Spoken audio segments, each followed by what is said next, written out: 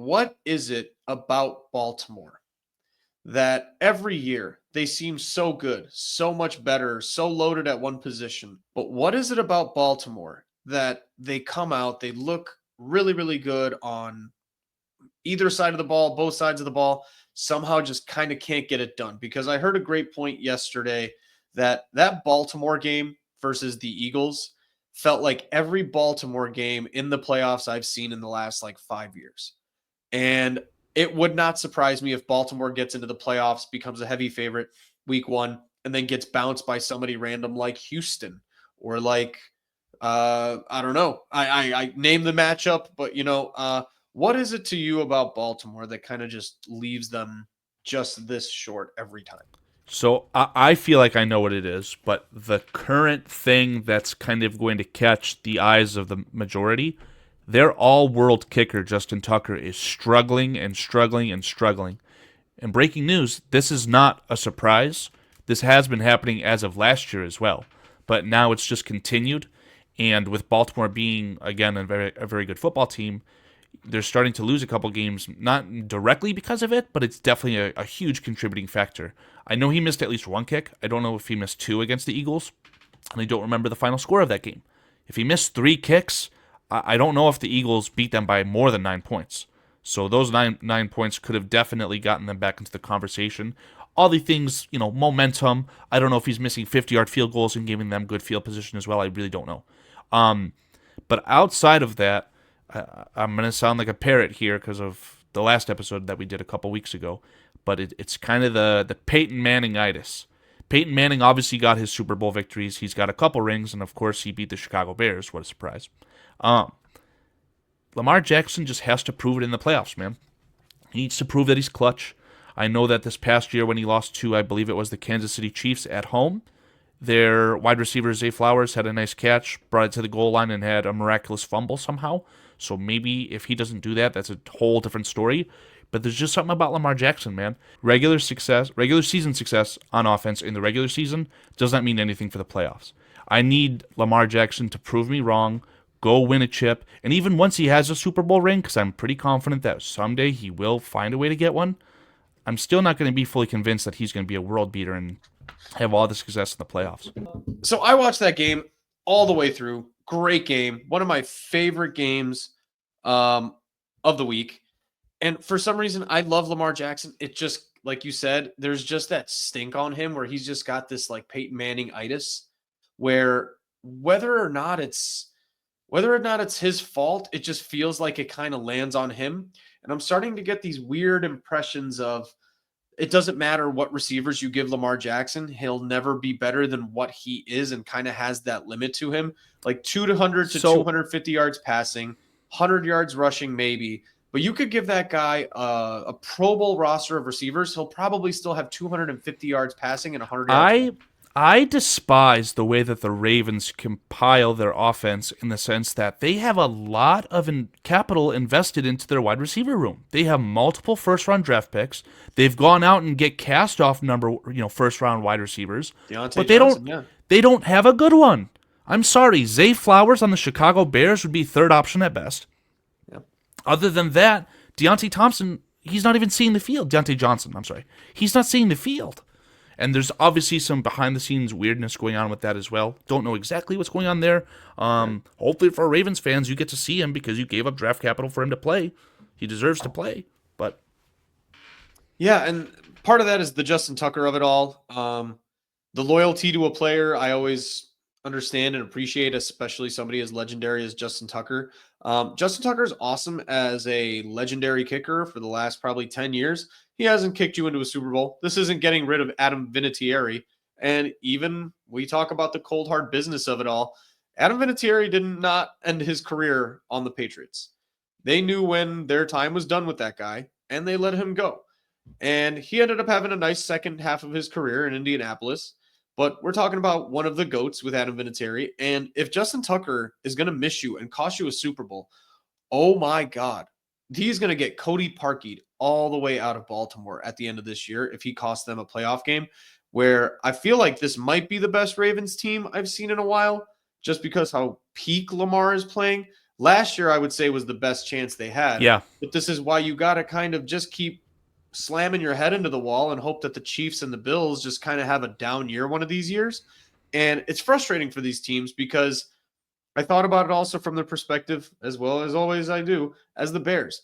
I almost would rather be looking for, the 6 to 8 wins and then hoping for a peak in my lifetime at some point, rather than being a Ravens fan where I'm 12 wins every year and we just can't figure out how to get over that hump. Because I hate if to you say ask me this. right now, I have no suggestions for how you get the Ravens over the hump. I have Yeah. nothing. They're all Yeah. good. It's so good. You just got to keep doing it, I guess, and hope that one day Patrick Mahomes tears his ACL and Josh Allen slams his head into the ground. I don't know what to say. What I was going to say is, I hate to say this as a Bears fan, but it's kind of like the Packers. The Packers with Aaron Rodgers were going to NFC Championship games. They were winning playoff games, but they just couldn't get to the Super Bowl and win it, aside from the 1 year. So it's like, do you want to have fun and look forward to the offseason a couple months early, or do you want to deal with heartbreak all the time? So I don't know. Pick your poison. Yeah, we've joked about it that if what happened to the Buffalo Bills happened in Chicago, like the state of Illinois might not exist anymore. 4 straight Super Bowls and 4 straight losses, like we would have burned this thing to the ground. We would have absolutely just destroyed this city. I thought that Soldier Field was going to crack in half during the offseason when we were talking about Justin Fields versus Caleb Williams. To lose 4 straight Super Bowls, I might not be here with you. Yeah, exactly. So I feel bad for Baltimore, and more than ever, I do respect greatness. I've always been a fan of the Patriots. I've always been a fan of teams that execute really, really well, because I can't hate on them, because if it was my team, I'd be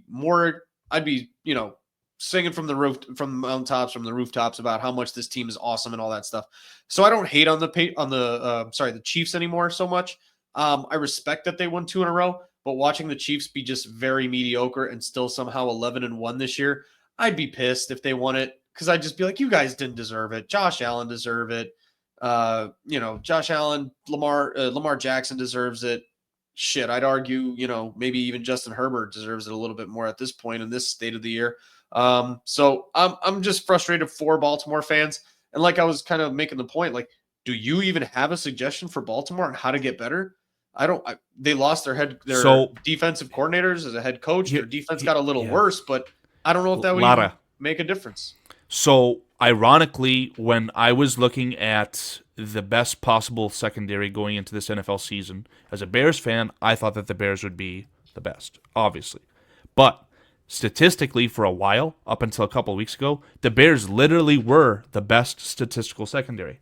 Let me quickly try and see if I can put my money where my mouth is. I should be able to grab this pretty quickly here. So, my favorite statistic in the NFL, when we're talking about NFL secondaries, is EPA per DB, expected points added per dropback. The Ravens, currently, there's only 5 teams worse than them. And that has been consistent throughout the entire year. And I don't know if that's because their front 7 has been dealing with injuries. They can't get home on the quarterback. It feels like someone like a Marlon Humphrey is always dealing with some sort of injury. Obviously, they rolled the dice on Eddie Jackson, and that did not play out for them. But their secondary statistically is terrible, man. I think their defense last year was night and day compared to this year.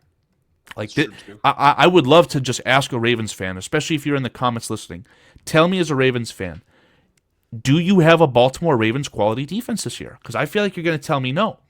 On the flip side, their running attack is iconic. I think they literally, for the entire season, especially up until the Monday night game or Sunday night game against the Chargers, they were averaging 7 yards per carry between the team, whether that's Lamar Jackson, Derrick Henry, anyone else who's carrying the rock for them. 7 yards per carry is nuts.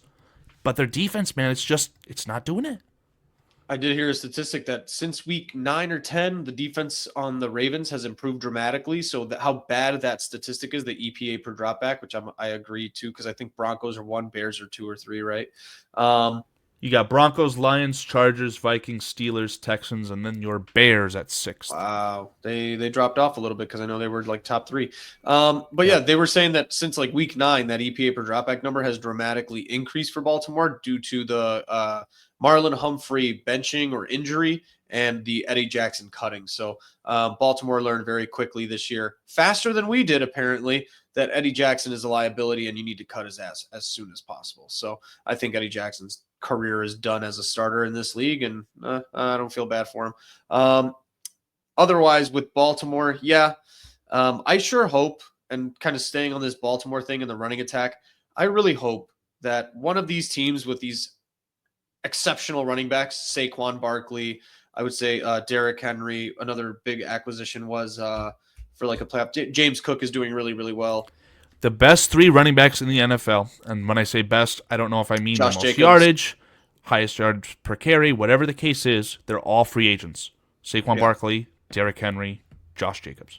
Yeah, so I hope one of them wins Super Bowl MVP and actually is important towards a playoff run, because as much every single year as we have these awesome running backs that are important to their teams, playoffs start, and it comes down to defense and your quarterback. And so I hope that this year is an outlier, or maybe there's like a little bit of shift and change into that. And I just kind of root for Baltimore on its own as well. So I'm hoping that kind of works out for that. So, oh, nice. We have a chat with Baltimore comments. So Baltimore should not have let Wink Martindale go, but happy as a Michigan fan, their secondary has underperformed. So I can agree with that, I suppose. So, Dave, the reason that Ampharius is telling you that he's happy as a Michigan fan, because he's on Michigan now. Very And nice. I would have to agree, man. The Harbaugh brothers, they're very good at kind of shifting their coaching staffs between each other. And the University of Michigan is definitely benefiting from that right now as well. Well, they clearly know what they're doing, so I don't see any issue with that. So, Karl, topic number 2, if you want to throw something out there, feel free. Otherwise, I do have something ready for you. Yeah, I don't want to spend too much on this Ravens versus Eagles game. Ironically, my notes were actually regarding the Eagles. So, the exciting whites. I know Rodrigo. It's not Blankenship. It is Blankenship. He didn't play. He was out because of injury.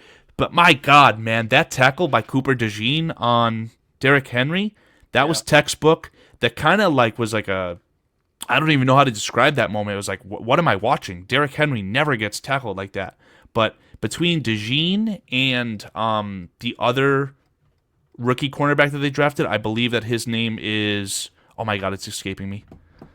Quinyon Mitchell. Mitchell.